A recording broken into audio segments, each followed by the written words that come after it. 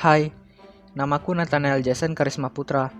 Aku lahir pada tanggal 9 April tahun 2005 di Sintang, Kalimantan Barat.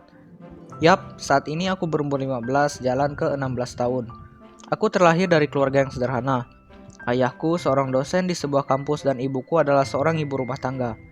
Aku biasa dipanggil Jason, tapi teman-temanku menyingkat nama itu dan biasa aku dipanggil Jazz. Cita-citaku yang pasti ingin menjadi seorang yang sukses. Ya, pasti semua orang mengingini hal itu. Namun, aku bercita-cita suatu hari nanti aku ingin bekerja di sebuah perusahaan aplikasi. Contohnya saja Pak Rahmat Imron. Ia adalah CEO dari perusahaan Digital Happiness, sebuah perusahaan pembuat video game bernama Dreadout, yang kini game tersebut sudah dimainkan bahkan terkenal di seluruh dunia. Aku ikut bangga bahwa karena suatu kreasi dari negeri ini bisa sepopuler itu. Pada umur 6 tahun, aku mulai masuk ke jenjang sekolah dasar. Pada saat itu, aku bersekolah di SD Joseph Khatulistiwa. Karena SD itu gak jauh dari tempat tinggalku. Hari-hariku sama seperti anak-anak pada zaman itu. Pagi sekolah, terus pulang main hingga sore. Hari-hari itu adalah hari-hari yang paling menyenangkan dalam hidupku. Dan begitulah setiap hari. Singkat cerita, aku pun masuk ke dalam jenjang SMP. Aku bersekolah di SMP yang masih sama, yaitu SMP Joseph Khatulistiwa. Dan disinilah aku menemukan banyak hal baru, teman baru, dan suasana yang baru. Selama masa SMP, aku dibilang cukup banyak kegiatan, mulai dari ekstrakurikuler dan hal lain di luar sekolah. Dan syukurnya, aku bisa mendapat nilai yang cukup memuaskan untuk setiap semesternya. Jadi semasa SMP inilah aku membentuk channel ini.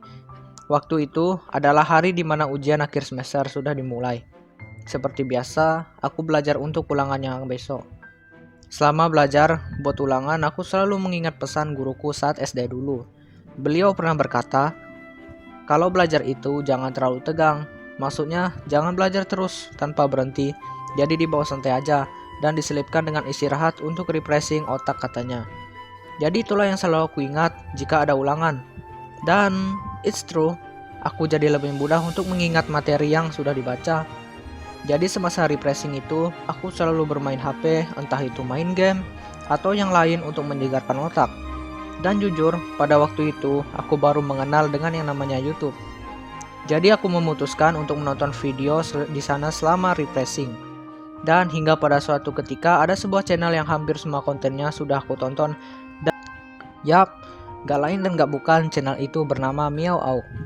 Mulai dari situlah aku terinspirasi untuk membangun sebuah channel YouTube. Dan hingga saat ini, inilah dia channelnya. Dari hari ke hari, aku membuat konten walaupun terkadang banyak sekali halangan yang menghalangi.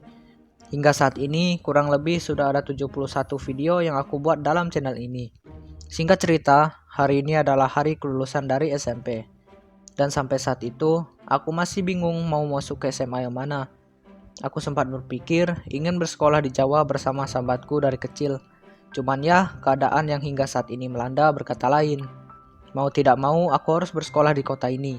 Dan setelah sempat kebingungan, akhirnya aku putusin untuk masuk ke SMK dan mengambil jurusan rekayasa perangkat lunak.